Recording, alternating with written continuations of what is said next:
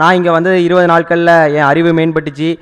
என் தன்னம்பிக்கையை எப்படி வளர்த்துக்கணும்னு நினச்சேன். சினந்தவிர்த்தல் அந்த கிளாஸ்லாம் நடத்துனாங்க. அதனால் எனக்கு ரொம்ப பிடிச்சிருந்துச்சி. காயகல்பம் பயிற்சி. முதல்ல காயகல்ப பயிற்சினா என்னன்னே தெரியாது. எல்லோரும் சொல்லுவாங்க, எங்கள் வீட்டில் எங்கள் மாமாத்தையும் காயகல்ப பயிற்சி எடுத்துக்காங்க, காயகல்ப பயிற்சி எடுத்துக்கோன்னு சொல்லுவாங்க.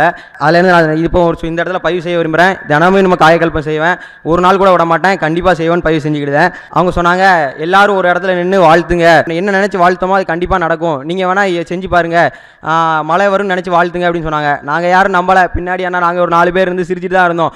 உடனே இன்னும் கொஞ்சம் கழிச்சு அவங்க சொன்னாங்க வாழ்த்துங்க அப்படின்னு சொன்னாங்க. உடனே நாங்கள் எல்லாரும் மனசில் எண்ணி மழை வரணும்னு சொல்லி வாழ்த்தினோம்.